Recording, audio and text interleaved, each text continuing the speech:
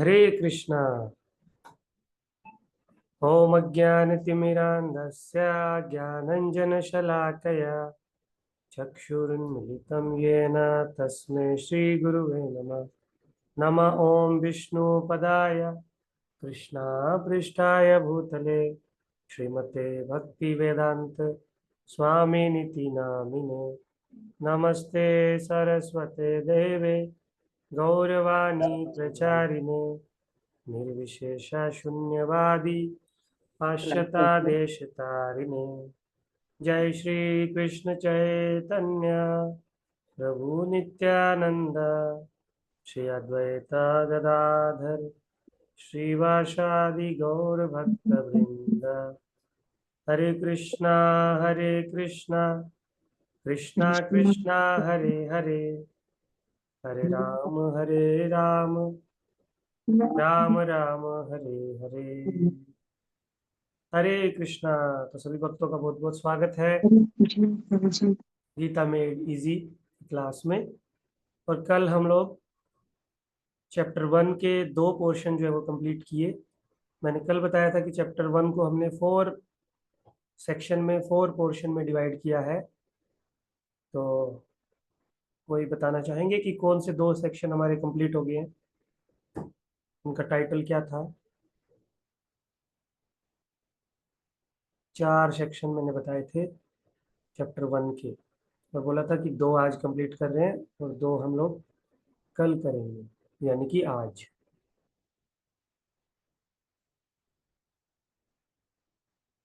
तो कोई आइडिया देना चाहेंगे कि हम लोगों ने क्या किया 2 सेक्शन में, और उन सेक्शन का क्या नाम था?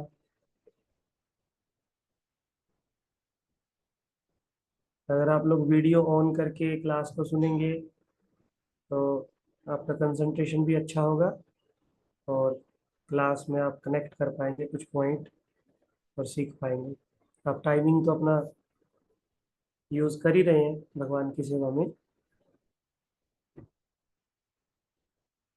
हरे कृष्ण। नरेश प्रभु कुछ बोलना चाहेंगे? जी प्रो, कल 4 भागों में डिवाइड किया था। पूरा याद तो नहीं है मेरे को, बट जैसे एक तो धृतराष्ट्र है, फिर संजय का एंट्री है, फिर भगवान का एंट्री है, फिर भगवान जो अर्जुन 4 कारण बताते हैं, इस प्रकार से करके हाँ, 4 पहला जो थे। सेक्शन था मैं उसका हिंट देता हूँ कि उसमें दुर्योधन अपने सैनिकों के बारे में बता रहा है, पांडवों के सैनिकों के बारे में बता रहा है। तो उसका टाइटल क्या था?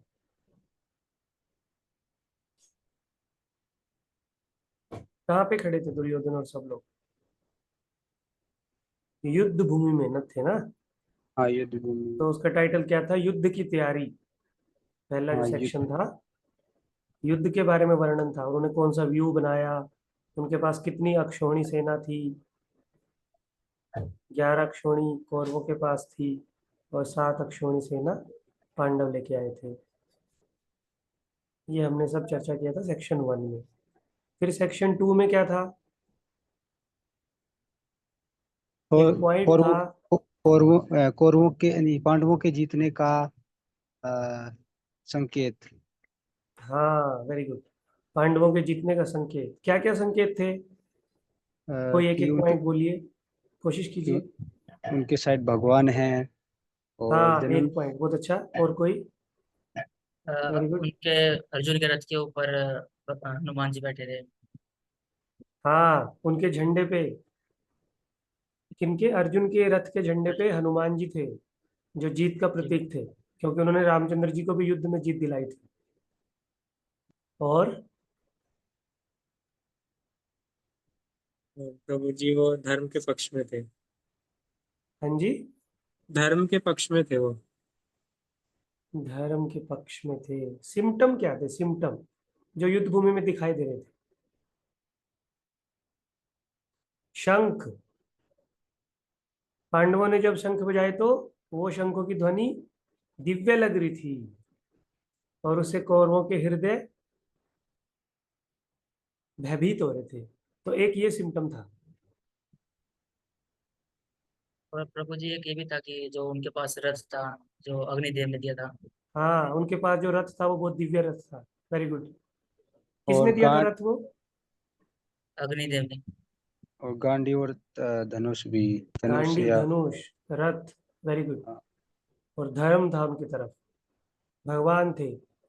भगवान जहाँ होंगे वहाँ लक्ष्मी देवी भी होंगी, ऐश्वर्य भी था उनके पास, सब कुछ था, सौभाग्य भी था। Very good. तो आगे हम लोग बढ़ते हैं। आगे की दो जो सेक्शन है उनको चर्चा करेंगे। तीसरा सेक्शन जो है वो बताएगा भगवान की भक्त वत्सलता,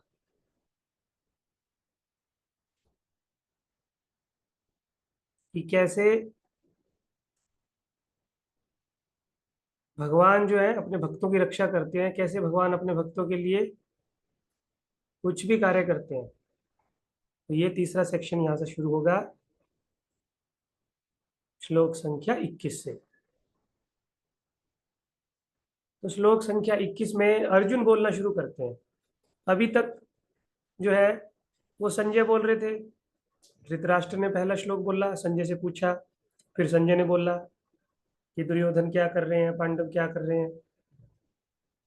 अभी बोलना शुरू किया अर्जुन ने।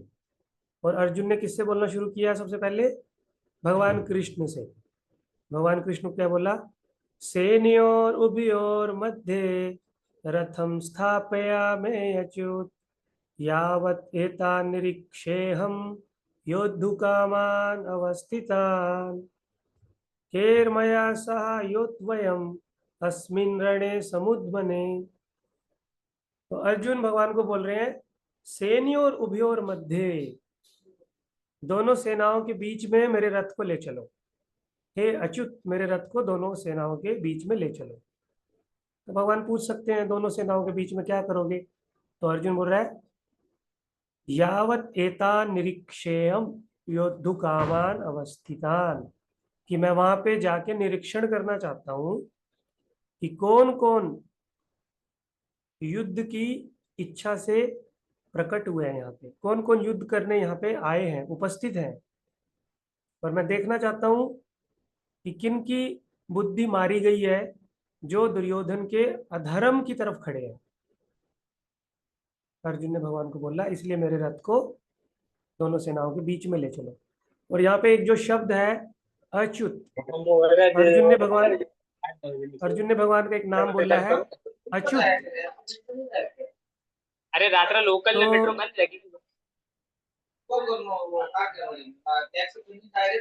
प्लीज आप अपना माइक ऑन ऑफ रखिए। हरे कृष्णा। हर रोज मुझे बोलना होता है।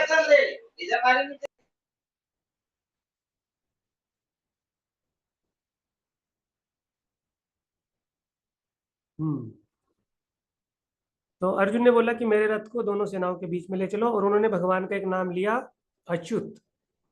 अच्युत नाम लेने के पीछे यहाँ पे बहुत बड़ा अर्थ है अर्जुन का। वो क्या है कि जब सब लोग अपने लिए सेना इकट्ठी कर रहे थे, तो भगवान कृष्ण के पास भी एक नारायणी सेना थी, एक अक्षौणी सेना। और भगवान कृष्ण पांडवों के भी संबंधी हैं और कौरवों के भी संबंधी हैं। तो भगवान कृष्ण जब सुबह सुबह विश्राम कर रहे थे, तो दुर्योधन और अर्जुन भगवान कृष्ण के पास उनकी सेना के लिए गए।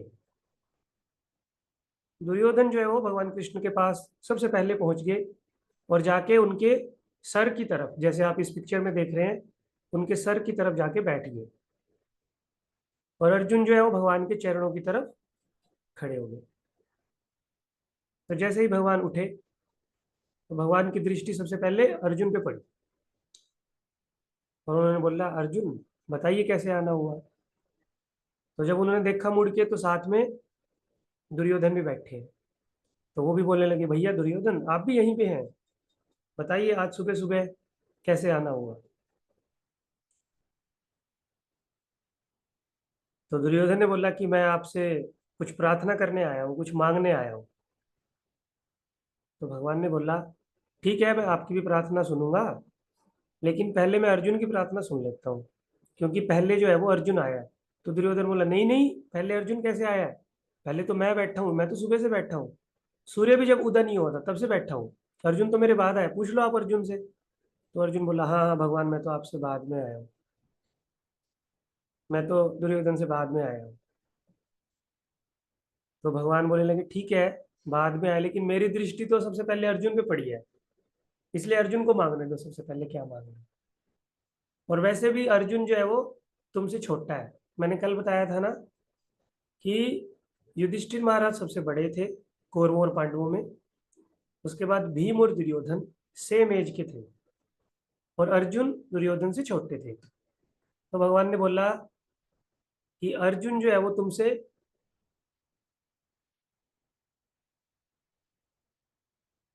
अर्जुन जो है वो तुमसे छोटे हैं, इसलिए पहले उनको मांगने दो।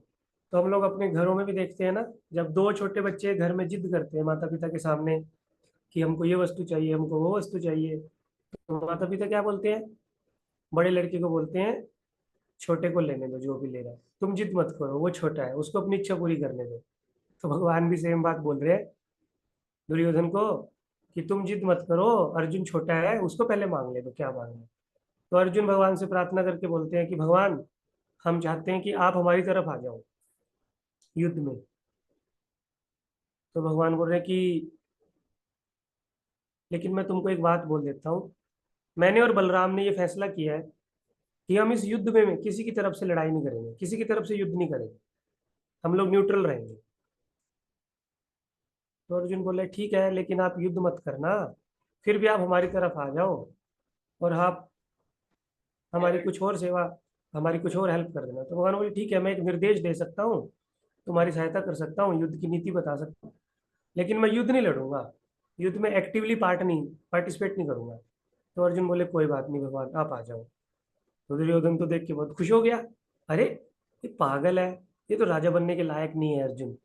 देखो भगवान कृष्ण से क्या मांग रहा है, कृष्ण से क्या मांग रहा है, देखो भगवान ने इसको बोल दिया, कृष्ण ने इसको बोल दिया कि पहले तुमने जो मांगने मांग लो, और इसके पास सेना मांगने का अवसर था, कृष्ण की एक अक्षौणी सेना मांगने का अवसर था, और ये बुद्धू क्या मांग रहा है, भगवान को मांग रहा है, कृष्ण को मांग रहा है, जो कि युद्ध भी नहीं लड़ेंगे, खुद बोल रहे हैं।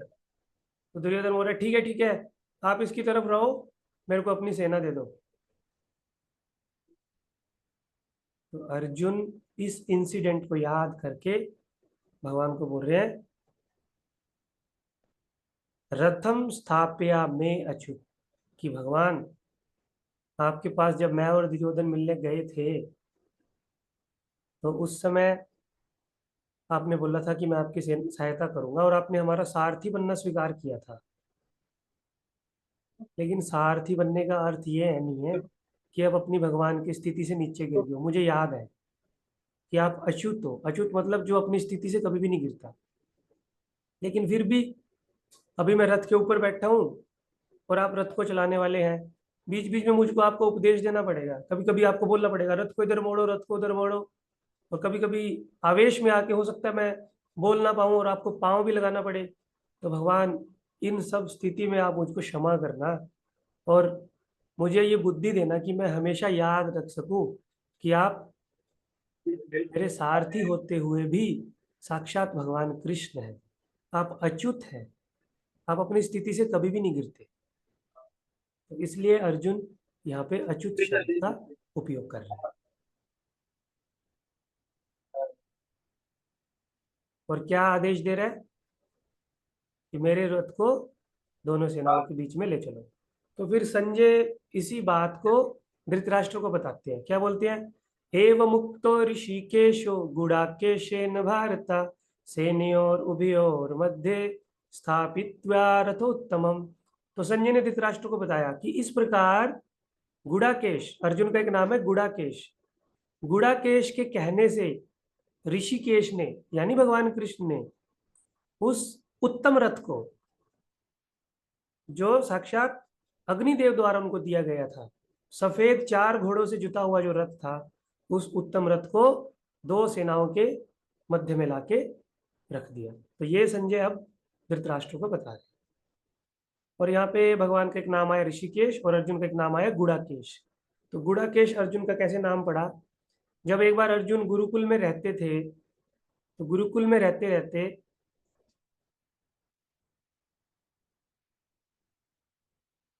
जब सारे पांडव और कौरव गुरुकुल में पढ़ाई करते थे, तो गुरुकुल में रहते रहते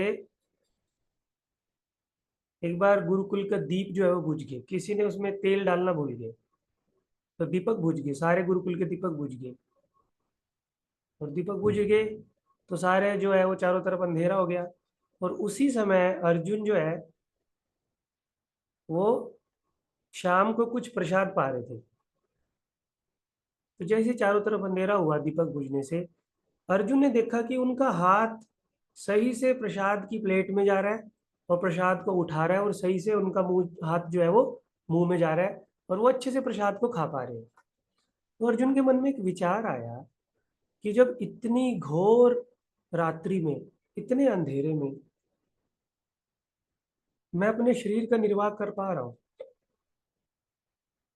मुझे खाना खाने में कोई दिक्कत नहीं हो रही, तो मैं धनुर्विद्या की प्रैक्टिस क्यों नहीं कर सकता रात को? धनुर्विद्या की प्रैक्टिस भी मुझे करनी चाहिए। तो अर्जुन ने क्या किया, उसी दिन धनुर्विद्या की प्रैक्टिस करनी शुरू कर दी रात को ही।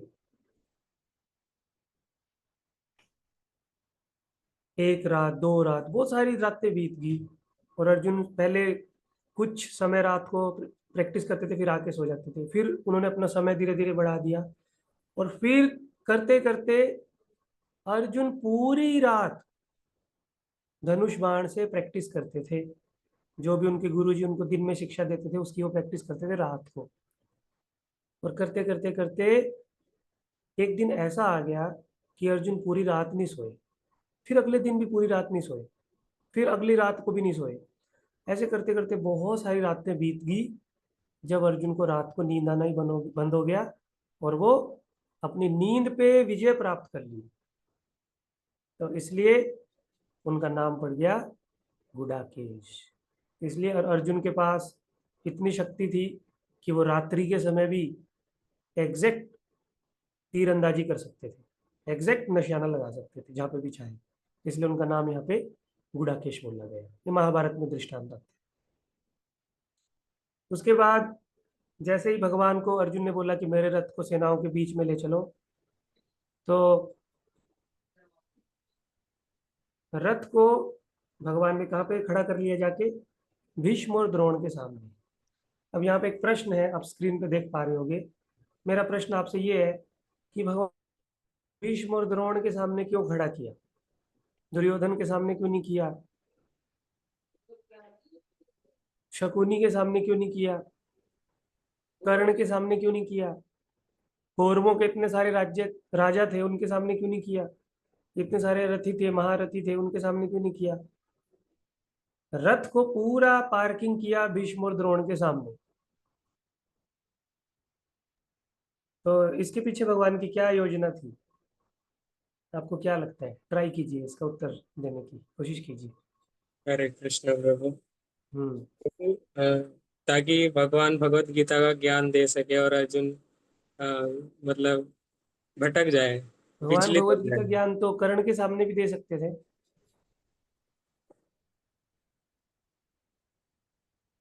हरे कृष्णा।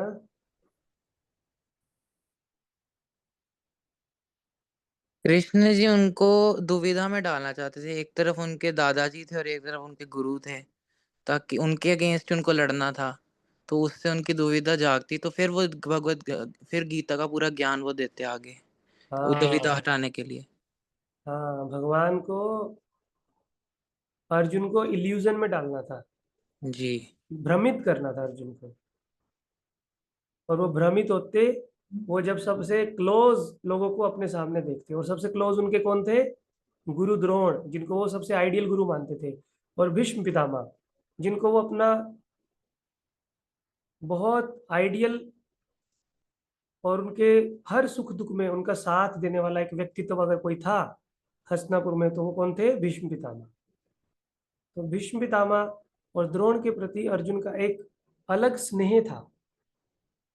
तो इसलिए भगवान ने क्या योजना बनाई कि रथ को जाके खड़ा किया द्रोण और भीष्म के सामने, ताकि इनको देख के अर्जुन के मन में उनके प्रति स्नेह की भावना जागृत हो जाए और अर्जुन युद्ध करने से मना कर दे, और फिर मेरे को अवसर मिले अर्जुन को गीता का उपदेश देने का, फिर मेरे को अवसर मिले अर्जुन के माध्यम से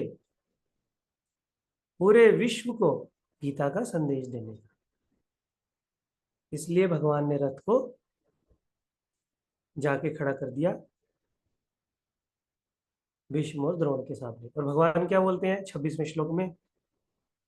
अर्जुन पहले बोल रहा था ना कि मैं देखना चाहता हूँ, भगवान बोले देखो कौन कौन है, सब लोग हैं, तुम्हारे दादा भी हैं, तुम्हारे पिताजी की आयु के भी हैं, तुम्हारे सारे अंकल भी हैं, मामा भी हैं, भाई भी हैं, भतीजे भी हैं, भांजे भी हैं, संबंधी भी हैं, तुम्हारे दोस्त भी हैं, देख लो अच्छे से, सब लोग तुम्हारे जानने वाले ही हैं, कोई नया व्यक्ति नहीं है युद्ध भूमि में, सब लोग तुम्हारे जानने वाले हैं। तो अर्जुन ने जब ये सब देखा तो अर्जुन बोलने लगा दृष्टेवम स्वजनम कृष्ण, भगवान ये तो मेरे को अपने ही सारे स्वजन दिख रहे हैं। तो यहाँ से हमारा जो चैप्टर 1 है उसका जो लास्ट पोर्शन है वो क्या है? अर्जुन के युद्ध ना करने के कारण। वो लास्ट पोर्शन यहाँ से प्रारंभ होता है और पहला जो कारण है अर्जुन युद्ध ना करने का वो क्या देखता है कि अपने संबंधियों को देख के मुझे वो तनाव हो रहा है, मुझे वो एंजाइटी हो रही है, मैं अपना जो कर्तव्य है उससे विमुख हो रहा हूँ। और ऐसा क्यों हो रहा?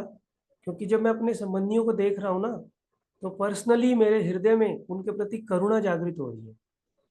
अरे जब युद्ध होगा तो हमारे पक्ष के लोग भी मरेंगे और सामने मेरे फ्रेंड हैं जिनके साथ मैं बड़ा हुआ हूँ, सामने मेरे संबंधी हैं जिनके घर में जाके हमने बातचीत की है, और जब युद्ध होगा तो उनके ऊपर मैं बाण कैसे चलाऊंगा, उनको हताहत कैसे करूंगा? तो ये सब देख के एक करुणा प्रकट होती है जो एक दयालु और निस्वार्थ व्यक्ति के हृदय में प्रकट होती है कि मैं दूसरों को दुख नहीं देना चाहता। तो पहला जो कारण है अर्जुन ने युद्ध ना करने का वो क्या बताया कि मेरे हृदय में मेरे स्वजनों को देख के करुणा उत्पन्न हो रही है, मैं उनको मारना नहीं चाहता। तो भौतिक परिस्थिति में अत्यधिक भय के लक्षण के कारण क्या हो रहा था? अर्जुन का शरीर कांपने लगा, उनका मुंह सूखने लगा, उनके शरीर के रोंगटे जो थे वो खड़े हो गए, उनकी त्वचा जलने लगी, टेम्परेचर बढ़ गया उनका, टेम्परेचर बढ़ने से पूरा शरीर गर्म हो गया, गर्म होने से पूरे शरीर को पसीना आने लगा, और जब पसीना आया तो धनुष भी हाथ से छूटने लगा, और अंत में तो वो चक्कर खा के गिर गए और उनको चक्कर आने लगे करुणा के कारण। ये उनका पहला कारण था। तो भगवान उनको बोल रहे हैं तुम करुणा क्यों कर रहे हो, युद्ध करो ना, युद्ध करने से तुम जीतोगे और जीतने से तुमको राज्य मिलेगा और राज्य मिलने से तुमको सुख मिलेगा। तो अर्जुन फिर दूसरा कारण बता रहा है। क्या बता रहा है? कि सुख कैसे मिलेगा भगवान?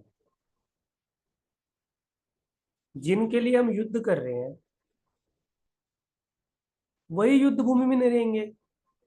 मान लीजिए मैं युद्ध करता हूँ और मेरे को राज्य मिल भी जाता है, तो मैं राज्य का सुख भोग किसके साथ करूंगा? अपने दोस्तों के साथ ना, अपने संबंधियों के साथ ना। जब मैं राजा बनूंगा तो मुझे सुख कैसे मिलेगा?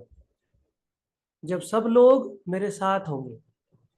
लेकिन आप बोल रहे हो युद्ध करो, युद्ध करने तो सब लोग मर जाएंगे, और मरेंगे तो मेरे साथ कौन होगा? मेरे को सुख कैसे मिलेगा?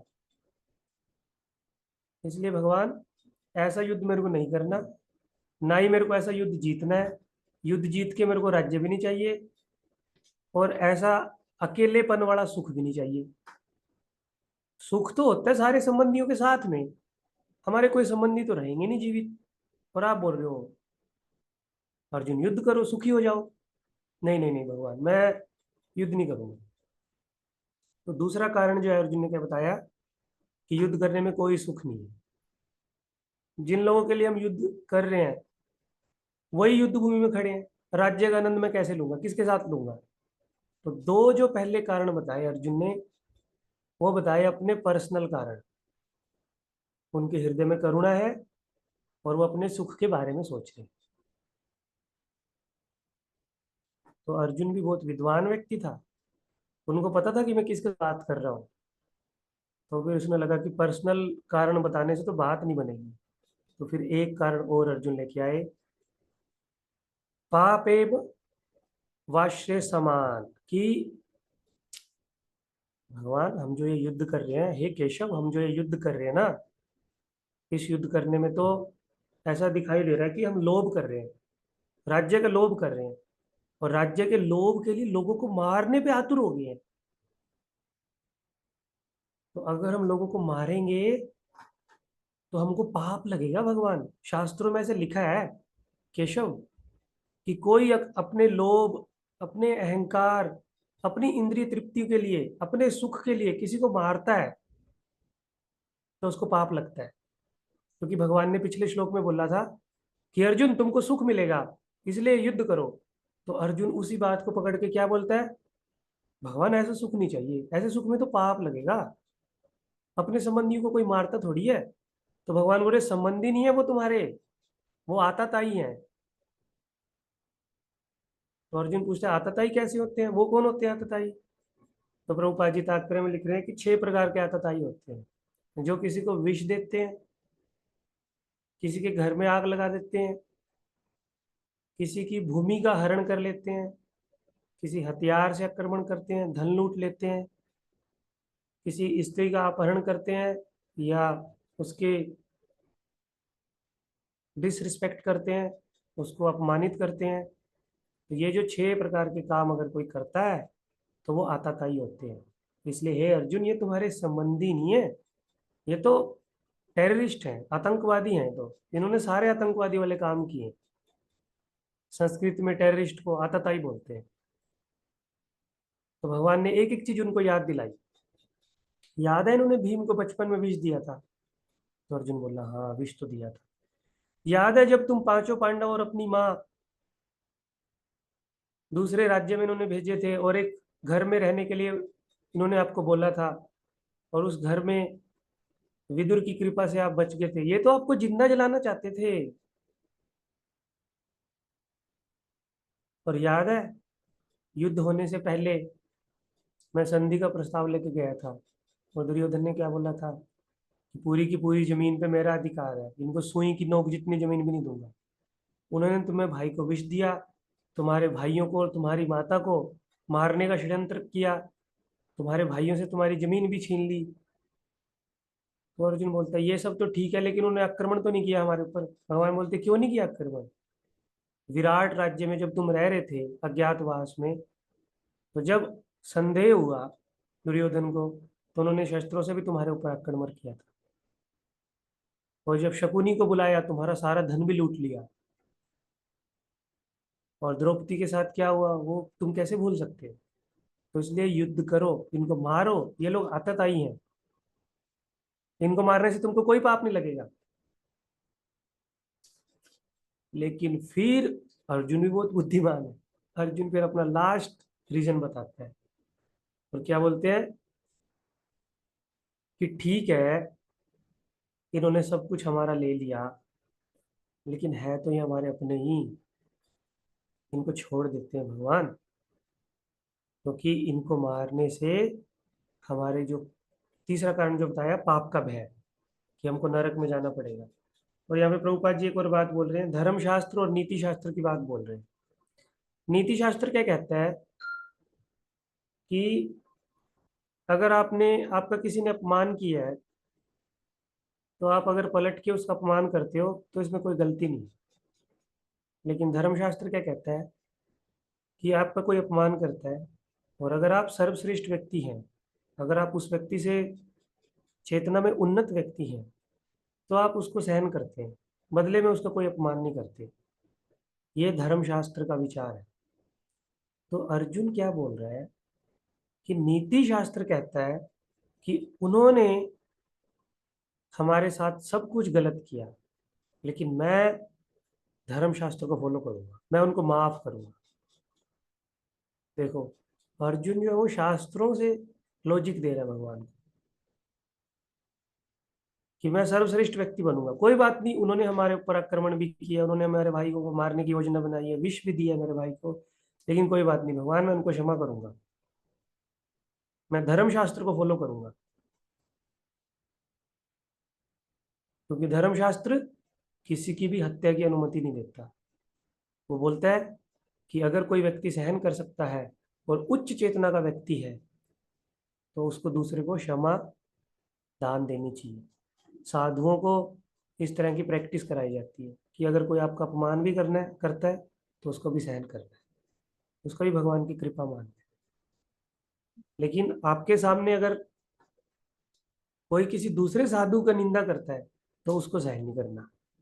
तो अर्जुन ने फिर तीसरा कारण दिया कि अपनों को मारने से हमको पाप लगेगा, इसलिए मैं ये युद्ध नहीं करने जा रहा। 37 में, और मेरी बुद्धि जो है वो इतनी अभी पागल नहीं हुई कि मैं लोभ के लिए सबको मार दूं।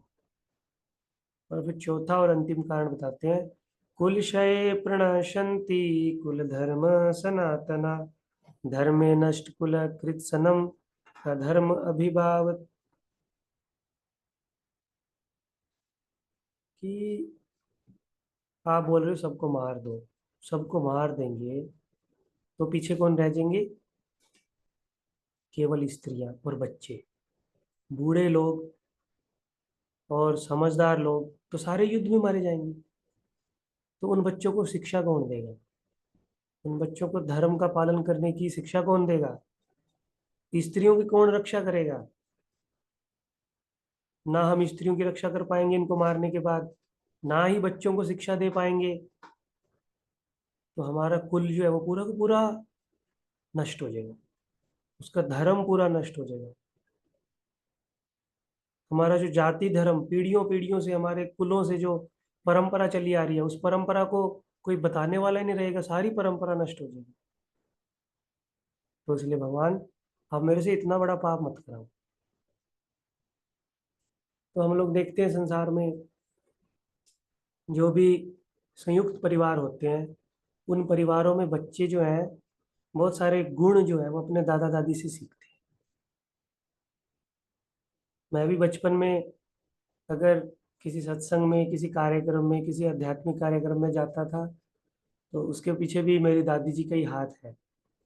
वो जहाँ पे भी जाती थी, क्योंकि दादियाँ जो हैं वो एक समय के बाद फ्री हो जाती हैं घर में, जहाँ पे भी उनको लगता था कि कोई साधु आए हुए हैं, कुछ कथा हो रही है या कहीं जाना है दूसरे सिटी में, तो हमेशा वो मेरे को साथ में लेके जाती थी। मुझे अभी भी याद है, हमारे नॉर्थ इंडिया में कोई भी ऐसा धार्मिक स्थल नहीं होगा जहाँ पे बचपन में मेरी दादी मुझको लेके नहीं गई हो। उनकी कथाएं में बैठ के सुनता था। तो जो अच्छे गुण हैं, धर्म के जो आचरण हैं, उनको हम लोग अपने पूर्वजों से सीखते हैं। माता पिता तो उस समय बहुत बिजी होते हैं, लेकिन पूर्वज जो है हमारे दादा दादी विशेष रूप से छोटी छोटी बात हमको सिखाते हैं। हमको प्रणाम करने के लिए प्रेरित बोलते हैं, ये बड़े हैं इनको प्रणाम करो, इनको बैठने के लिए सीट दो। तो इंडिया में ये सब कल्चर जो है हम अपने पूर्वजों से सीखते हैं। तो अर्जुन बोल रहे हैं कि कल्चर ही खत्म हो जाएगा जब सब लोग मर जाएंगे, सिखाने वाले बूढ़े लोग और उनके पिता, उनके दादा, उनके अंकल, उनके ताया जी, सब लोग तो युद्ध में मारे जाएंगे। तो परंपरा को कौन बचाएगा? कुल धर्म की कौन रक्षा करेगा? और सबसे बड़ा जो खतरा है वो स्त्री के ऊपर आएगा। स्त्रियां जो है वो अपने आप को संभाल नहीं पाएंगी, अपनी रक्षा नहीं कर पाएंगी, और दूसरे पुरुष जो है उनके साथ संबंध बनाएंगे और हमारे कुल में अनवांछित संतानें उत्पन्न होगी। तो ये 4 कारण जो है अर्जुन विशेष रूप से बता रहा है। सबसे पहला कारण करुणा, उनके हृदय में करुणा आ रही थी और अपने सुख में उनको हानि लग रही थी, पाप का भय लग रहा था और कुल वंश का। तो पहले 2 कारण जो है वो अर्जुन ने अपने पर्सनल बताए। तीसरा कारण उन्होंने शास्त्रों से कोटेशन दिया, धर्मशास्त्र और अर्थशास्त्र से। और चौथा कारण उन्होंने अपने कुल को लेके बताया तो इन 4 कारणों को देख के आपको अर्जुन के बारे में क्या समझ में आता है कि अर्जुन जो है वो किस व्यक्तित्व का योद्धा है, उसके मन में क्या चल रहा है? राइटियसनेस, राइटियस, राइटियस, धार्मिक, अच्छाई, अच्छाई की तरफ। हाँ जी, और सोचते हैं मतलब फ्यूचर के बारे में भी। और हाँ, अर्जुन जो है वो सोच रहे हैं, दूसरों के बारे में सोच रहे हैं, बहुत अच्छा है। और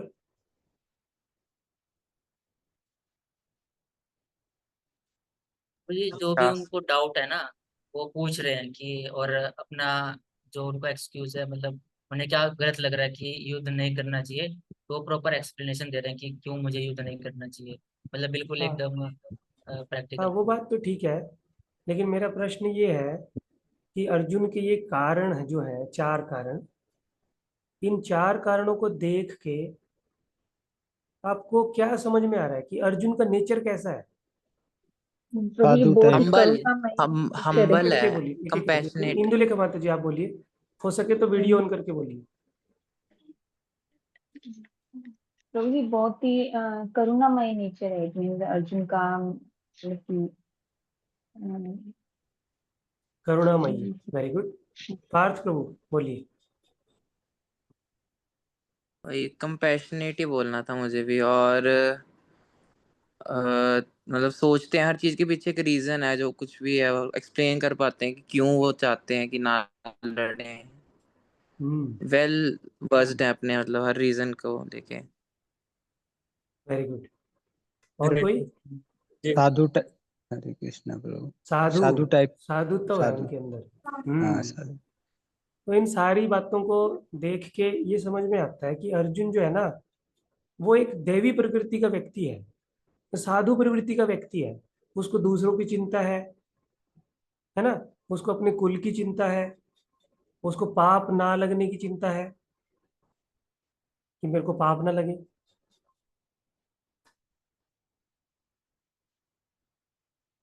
उसको ये चिंता है कि मेरे जो मन है वो युद्ध करने की गवाही नहीं दे रहा, अंदर से मेरे को प्रेरणा नहीं आ रही युद्ध करने की। तो ऐसे व्यक्तित्व का अगर कोई व्यक्ति है तो वो भगवान की कृपा प्राप्त करने के लिए सबसे योग्य है। आगे के स्लाइड में ये सब और क्लियर होगा आपको। पढ़िए प्रभु जी, अर्जुन के व्यक्तित्व से क्या शिक्षा मिलती है?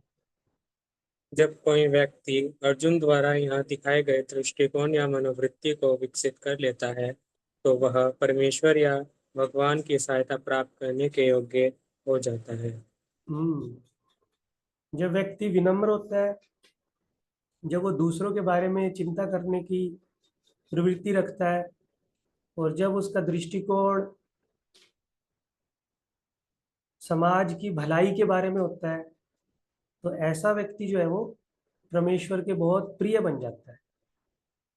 भगवान फिर उसकी सहायता करने के लिए हमेशा रेडी रहते हैं, जैसे अर्जुन की सहायता भगवान अब करेंगे। और प्रभुपाद जी अपने तात्पर्य में बोल रहे हैं, सेम बात को रिपीट कर रहे हैं अलग तरह से। पढ़िए प्रभु जी। ऐसा दयालु और कोमल हृदय व्यक्ति जो भगवान की सेवा में रत हो आत्मज्ञान प्राप्त करने के योग्य है। बहुत इंपॉर्टेंट लाइन है, प्रभुपाद जी कंक्लूजन बता रहे हैं कि अर्जुन दयालु है और कोमल हृदय का व्यक्ति है। ये 2 क्वालिटी है उसके अंदर। और तीसरा क्वालिटी, वो भगवान की सेवा करने के लिए रेडी है। आगे जाके वो बोलेगा भगवान अब आप जो बोलोगे मैं वो करूंगा। तो ये 3 चीजें, व्यक्ति बहुत दयालु और कोमल हृदय का होना चाहिए, और भगवान के उपदेश को पालन करने के लिए रेडी होना चाहिए।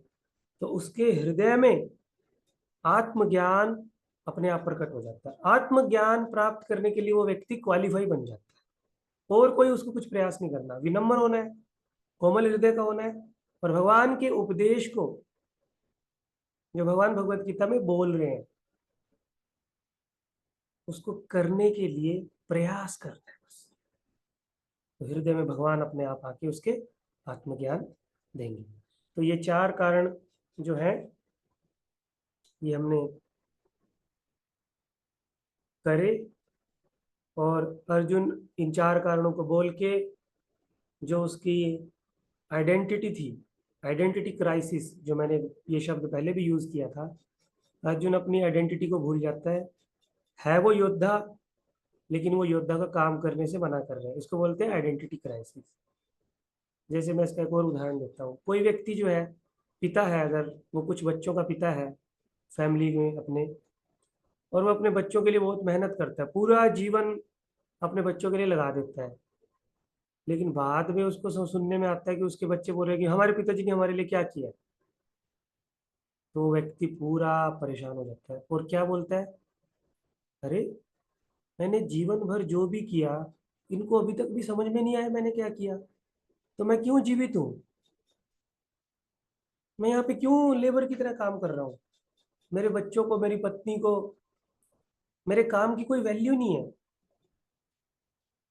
मेरी क्या पहचान है, मेरी कोई पहचान ही नहीं है, मेरी कोई रिस्पेक्ट ही नहीं है, मैं क्यों जीवित हूँ, मेरे को मर जाना चाहिए, मैं इतना कर रहा हूँ लेकिन ये मेरे एहसान को समझ ही नहीं रहे, मेरे जीवन मैंने अपना लगा दिया, लेकिन इन लोगों के ऊपर कोई फर्क नहीं पड़ रहा, मैं तो पागल हूँ, मैं क्यों कर रहा हूँ ये सब। तो अपनी आइडेंटिटी पे उसको डाउट हो जाता है। जैसे कोई बच्चा है, वो पढ़ाई करता है, पढ़ाई करता है, और लेकिन कोई उसको बोलते है तुम पढ़ाई मत करो और कुछ और काम कर लो, तो उसको डाउट हो जाता है, अरे मैं पूरा जीवन तो पढ़ाई की है जॉब करने के लिए, और अब ये बोलते हैं कि मेरे को दुकान खोल के बैठ जाओ, तो कंफ्यूज हो जाता है वो, अपने ही घर वालों से कंफ्यूज हो जाता है। और कभी कभी उसके मन में विचार आता है, मैं तो कहीं चला जाऊंगा, देख लेना एक दिन मैं कहीं चला जाऊंगा, मेरे को ढूंढ भी नहीं पाओगे। मैक्सिमम लोग जो भी परेशान होते हैं अपने जीवन में, कल भी मैंने एक प्रभु जी से यही फोन पे सुना, वो अपनी फैमिली लाइफ से थोड़ा परेशान था, और मेरे को बोलता, प्रभु जी मेरा मन करता है कि सब कुछ छोड़ छाड़ के चला जाऊं। मैंने बोला कहाँ जाओगे? बोले पता नहीं, बस इनके साथ नहीं मुझको रहना। लेकिन आज सुबह बात किया, सब नॉर्मल है प्रभु जी, सब ठीक है, अभी अब सब ठीक हो गया। तो अर्जुन का भी यही स्थिति है। अर्जुन बोल रहा है कि मैं सब कुछ छोड़ छाड़ के जाना चाहता हूँ, और ये पाप करने का मेरे मन में भावना जो उठी है, इसका भी मैं प्रायश्चित करना चाहता हूँ। तो भगवान बोले क्या प्रायश्चित करोगे? बोले मैं सुसाइड करना चाहता हूँ। सुसाइड करना चाहते हो? सुसाइड कैसे? तो अर्जुन ने अपने धनुष और बाण एक तरफ रख दिए और बोला कि मैं यहाँ पे निहत्था ही बैठा रहूंगा, और अगर दुर्योधन की सेना, कौरव आदि सब मेरे को इस युद्ध भूमि में मारना भी चाहते हैं ना, तो मार ले, मैं अपोज नहीं करूंगा। तो ये एक तरह का सुसाइड ही हुआ ना। तो हम अपने जीवन में भी देखते हैं, जब हम अपनी आइडेंटिटी को लॉस कर देते हैं, जब हम बहुत ज़्यादा डिप्रेशन में, बहुत ज़्यादा एंजाइटी में चले जाते हैं, तो हमारे मन में एक ही ख्याल आता है कि इस संसार में से हम लोग चले जाते हैं। अर्जुन भी सेम बात बोल रहे हैं कि बस ये लोग मेरे को मार दें, तब मेरा मन जो है वो शांत हो जाएगा। लेकिन फिर भगवान गीता का उपदेश देते हैं। इसलिए मैं बहुत बार ये बात बोल ली है कि गीता का उपदेश अर्जुन के लिए नहीं है, ये संसार के हर व्यक्ति के लिए है, जो किसी ना किसी जगह पे एक तरह का युद्ध लड़ रहा है, चाहे वो अपनी फैमिली से, चाहे वो अपनी लाइफ से, चाहे वो अपनी सोसाइटी में, चाहे वो अपने मन से, चाहे वो अपने विचारों से, चाहे वो अपने दोस्तों से। हर व्यक्ति के जीवन में किसी ना किसी तरह का संघर्ष है, किसी ना किसी तरह का युद्ध है। और जब हम उस युद्ध में अपने आप को लड़ने में सक्षम नहीं पाते, और जब हमको लगता है कि हम लोग जीत नहीं पाएंगे, और हम लोग युद्ध नहीं कर पा रहे, और हमें युद्ध करने का उत्साह नहीं आ रहा, तो हम भी अर्जुन की तरह बोलते हैं सब कुछ छोड़ना ही अच्छा है, हम लोगों को इस संसार से चले जाना ही अच्छा है। और किसी के मुंह से तो ये शब्द भी निकलता है, अरे इससे अच्छा तो हम लोग मर ही जाते हैं, ये सब क्या है जिंदगी में, इतनी परेशानी। लेकिन ऐसे लोगों के लिए फिर भगवत गीता एक जड़ी बूटी का काम करती है, उसके जीवन को नया रास्ता दिखाती है, उसके जीवन में नई प्रकार की उमंग लेके आ जाती है, उसके जीवन में नई प्रकार का एक विजन लेके आ जाती है भगवत गीता।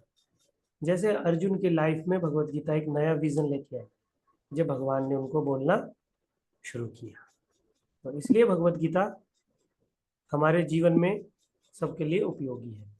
तो अर्जुन ने जब ऐसा बोला और अपने धनुष बाण छोड़ दिए तो बोला कि मैं निहत्था रहूंगा और बेहतर है कि वो लोग मुझको मार दें और मैं अपना जीवन खत्म कर लूं।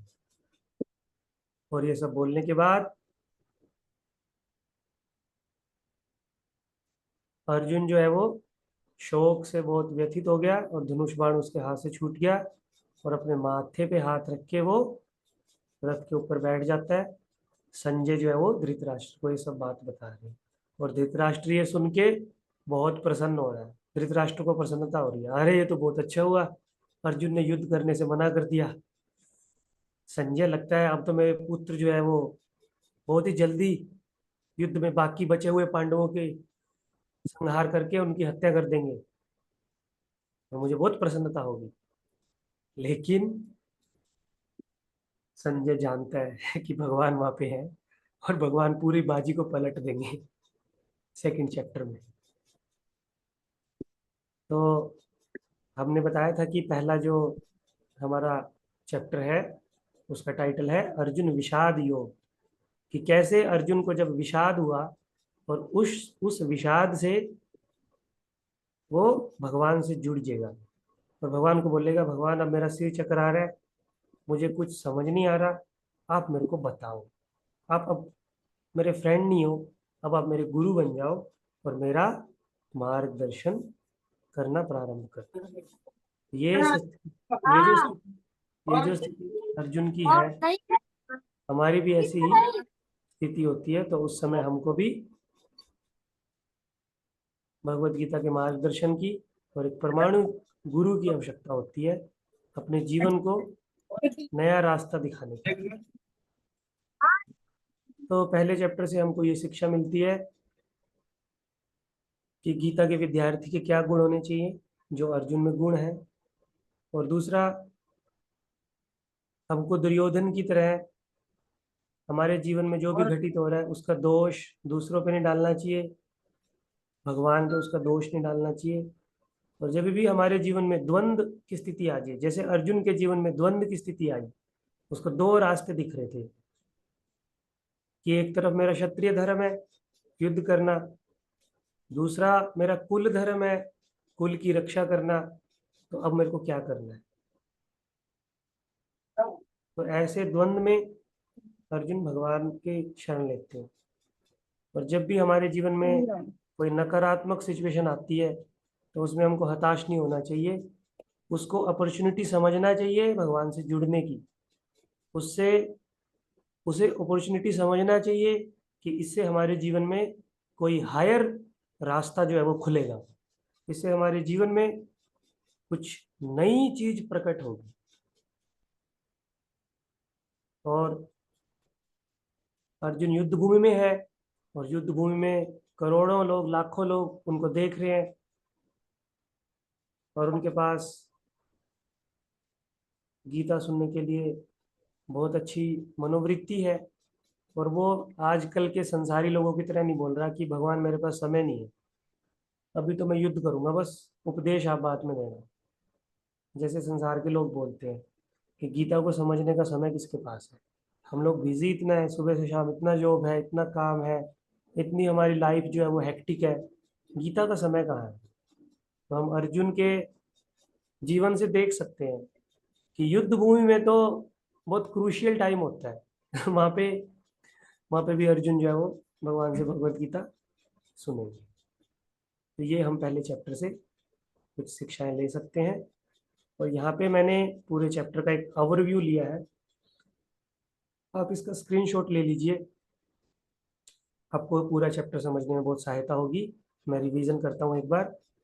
पहला श्लोक में धृतराष्ट्र ने पूछा मेरे पुत्रों ने क्या किया। दूसरे से 13वें श्लोक में संजय ने बताया कि दुर्योधन की मनोभावना कैसी है और वो अपने गुरुओं को क्या बोल रहा है और वो अपनी सेना का निरीक्षण कैसे कर रहा है, ये दूसरे से तीसरे श्लोक में। फिर धृतराष्ट्र ने पूछा था पांडु पुत्रों ने क्या किया, तो फिर संजय 14वें श्लोक से 20वें श्लोक में बताते हैं कि पांडवों के पुत्रों ने क्या नहीं किया। पहले ये सुनो कि पांडवों की तरफ दिख क्या रहा है। पांडवों की तरफ तो जीत के संकेत दिख रहे हैं, भगवान भी है उनके झंडे पे, हनुमान जी भी हैं, और उनके शंख जो बज रहे हैं वो भी दिव्य लग रहे हैं। तो फिर संजय अर्जुन की बात को टेलीकास्ट करता है। अर्जुन क्या बोलता है, मेरे रथ को सेनाओं के बीच में ले चलो, 21वें श्लोक से। और भगवान की भक्त वत्सलता दिखती है कि कैसे भगवान अपने भक्त पे कृपा करने के लिए उनके ड्राइवर बन जाते हैं। ड्राइवर बनना तो एक राजा के लिए अपमान की बात है। कोई सोचेगा अरे भगवान तो द्वारिका के इतने बड़े राजा है और यहाँ पे ड्राइवर बन के बैठे हैं। होगा ना, संसार के लोग, अगर कोई बहुत बड़ा बिजनेसमैन है और अगर उसको कुछ बोला जाए कि तुम दूसरे व्यक्ति के ड्राइवर बनो, तो उसके लिए उसकी रेपुटेशन का सवाल हो जाएगा ना। लेकिन भगवान अपनी रेपुटेशन को भूल जाते हैं और भक्तों पे कृपा करने के लिए, विशेष रूप से अर्जुन पे कृपा करने के लिए उनके रथ के सारथी बन जाते हैं। तो ये सारा टेलीकास्ट अर्जुन का संजय बोल रहे हैं, किसको, धृतराष्ट्र को। और फिर 28 से 46 श्लोक में अर्जुन जो है वो 4 कारण बताता है युद्ध ना करने के, ये भी टेलीकास्ट है, अर्जुन बोल रहा है और संजय उसको रिपीट करके धृतराष्ट्र को बता रहा है। तो ये पूरे चैप्टर का जो है वो समरी है, कैसे जो है वो चैप्टर जो है वो फ्लो कर रहे हैं। तो हम लोग अपने चैप्टर को आज टाइम से फिनिश किए, और आप लोगों का कुछ प्रश्न है, कुछ मत है, तो आप लोग पूछ सकते हैं। हरे कृष्णा, श्रील प्रभुपाद की जय।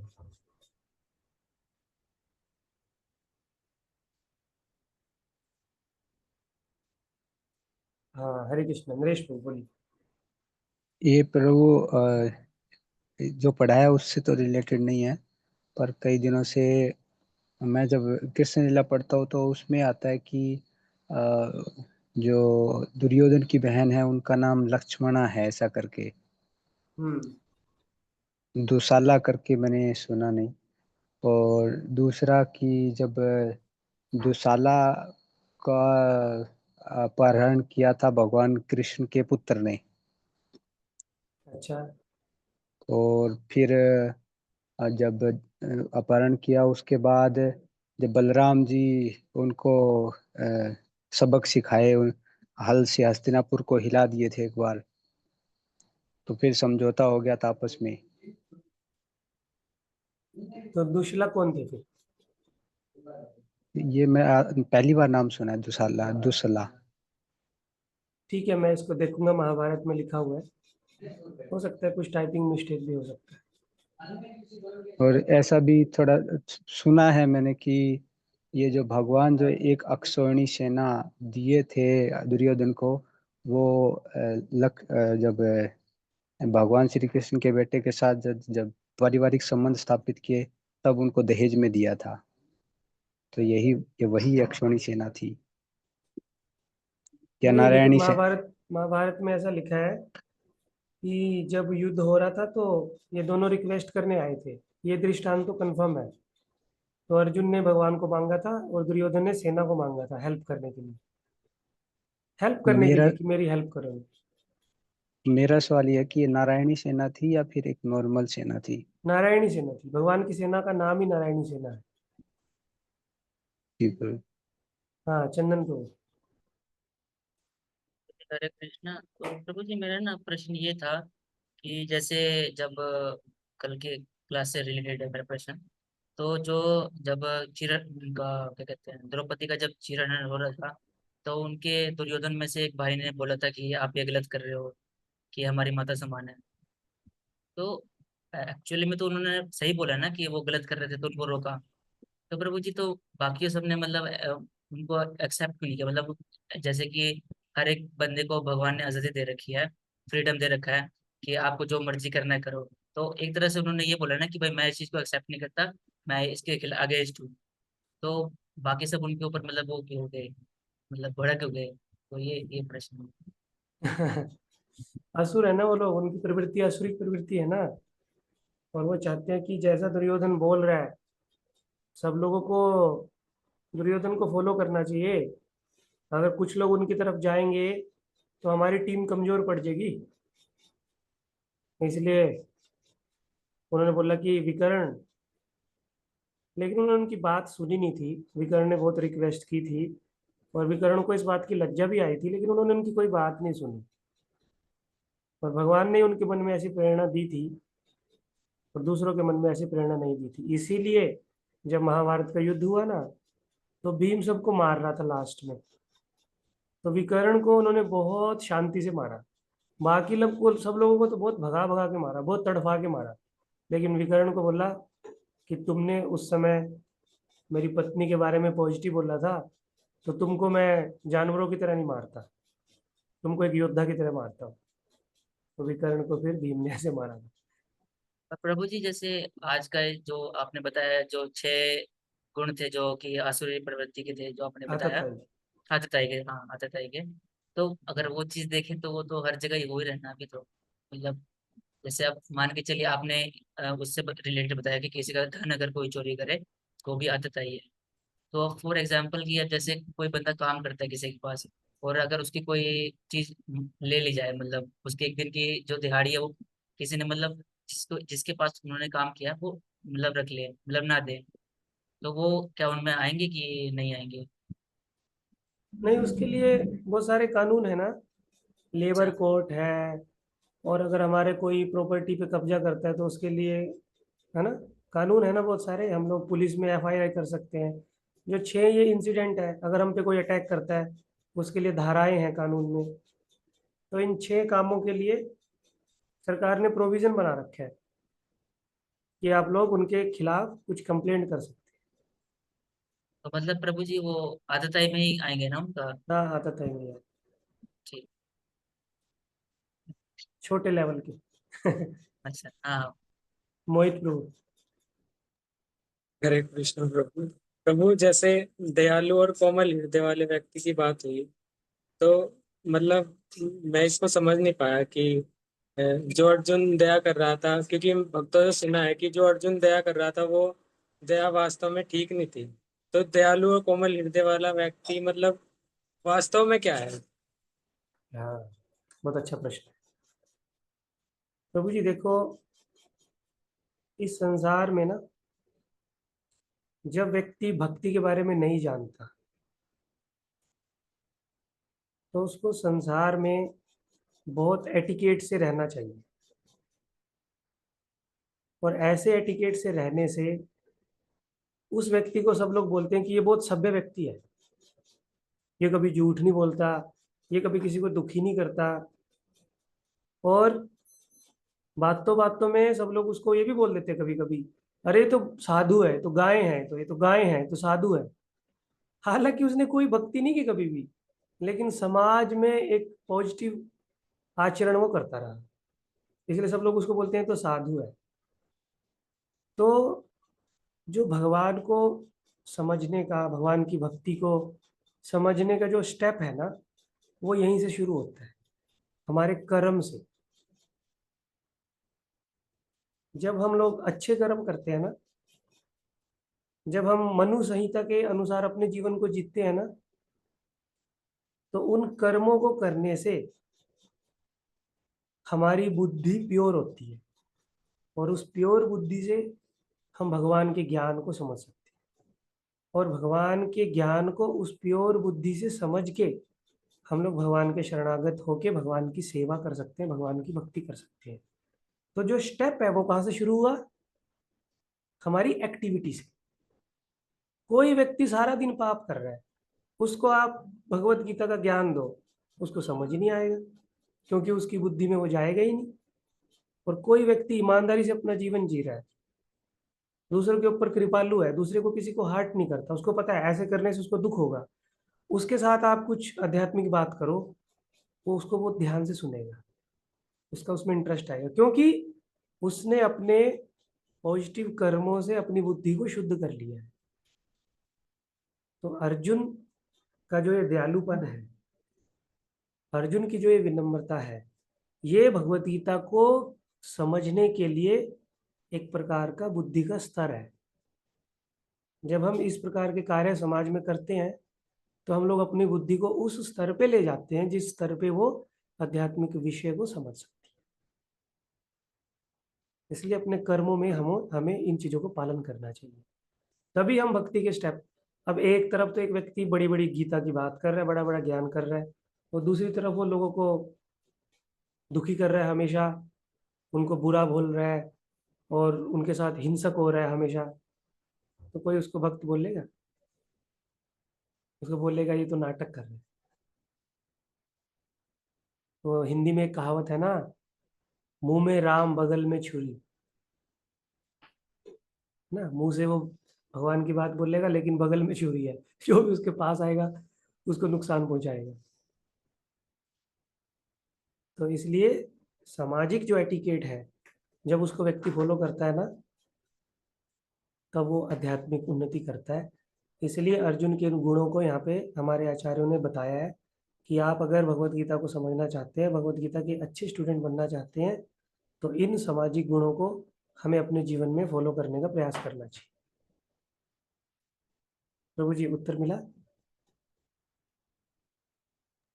जी प्रभु जी। हरे कृष्ण। और कोई? प्रभु जी एक मेरा प्रश्न था। हाँ पार्थ प्रभु, वीडियो ऑन कीजिए प्रभु जी। आप हाँ। कहाँ से ज्वाइन किए हैं प्रभु? मुझे नरेश प्रभु जी ने किया था लिंक शेयर, वो लेके आए हैं। डॉक्टर साहब हैं क्या आप गुरदासपुर से? जी जी जी। बोलिए प्रभु जी। प्रभु जी जैसे मेरे पास एज इट इज वाली गीता है, गीता जी हैं, तो मेरे को एक ये हमेशा प्रश्न आता है कि उसके लिए क्या संस्कृत सीखनी चाहिए, या फिर जो उसकी ट्रांसलेशन है उसी को पढ़ के भी उतना इफेक्ट आ जाएगा हमारी लाइफ पे, या फिर संस्कृत सीखनी चाहिए उसके लिए? संस्कृत बोलते बोलते आ जाती है प्रभु जी। हम लोग तो सब लोग, मैं भी संस्कृत जो है वो 6 क्लास तक ही पढ़ा हूँ, 7th 8th में भी संस्कृत मिली। सारे बच्चे स्कूल में ऐसे करते हैं, फिजिकल लेते हैं या दूसरा कोई सब्जेक्ट लेते हैं जिससे उसके मार्क्स अच्छे आए, और संस्कृत में ज़्यादा टाइम लगाना पड़ता है, उसको रटना पड़ता है, तो दूसरा सब्जेक्ट ले लेते हैं। तो हमें भी संस्कृत नहीं आती थी, लेकिन जैसे जैसे हम लोग भक्तों के संग में श्लोक को पढ़ते हैं, प्रैक्टिस करते हैं, इंग्लिश में देखते हैं, कभी हिंदी में देखते हैं, कोई शब्द समझ नहीं आता तो बोलते बोलते आ जाती है। और ऐसा नहीं है, प्रभुपाद जी ऐसा बोले हैं कि भगवान हमारी भावना को देखते हैं, भगवान हमारे वाक्यों को नहीं देखते कि हम लोग वाक्यों को एग्जैक्ट बोल रहे हैं या नहीं बोल पा रहे। चाइना के जो लोग हैं वो हरे कृष्ण मंत्र को सही से बोल नहीं पाते, जी। लेकिन ऐसा थोड़ी है कि भगवान उनके मंत्र को स्वीकार नहीं करते, करते हैं। भगवान तो भावग्राही है ना। तो हमें बिल्कुल। अगर संस्कृत आती है, अच्छे से हम बोल पाते हैं, वो बहुत अच्छा है। लेकिन नहीं आती तो उसमें कुछ ऐसा नहीं है कि भगवान हमसे प्रसन्न नहीं होंगे या हम लोग कुछ गलत काम कर रहे हैं या कुछ अपराध हमसे हो रहा है, ऐसा कुछ नहीं। हम लोगों को प्रयास करना है धीरे धीरे सीखने का। ठीक है डॉक्टर साहब? जी प्रभु जी। हरे कृष्ण। हरे कृष्ण। और कुछ किसी का प्रश्न है?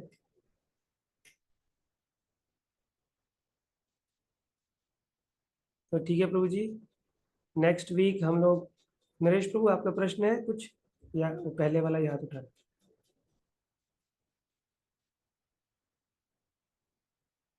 पहले वाला ही ठीक याद है है। प्रभु जी, नेक्स्ट वीक हम 2nd चैप्टर गीता का सार, सांख्य योग भी जिसका नाम है, उसको प्रारंभ करेंगे।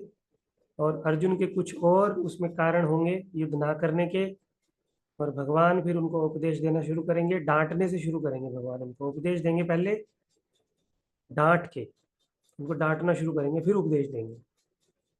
और फिर और अर्जुन के बीच में प्रश्न शुरू होंगे। गीता का जो फ्लो है वो 2nd चैप्टर से ही शुरू होगा। 1st चैप्टर जो है वो गीता को शुरू करने का आधार है,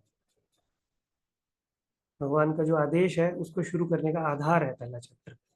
तो हम दूसरे चैप्टर में नेक्स्ट वीक से जाएंगे। अगर वो 2 क्लास में पूरा नहीं हुआ तो उसको 3 क्लास में करेंगे, और बाकी सभी चैप्टर तो 2-2 क्लास में हो जाएंगे।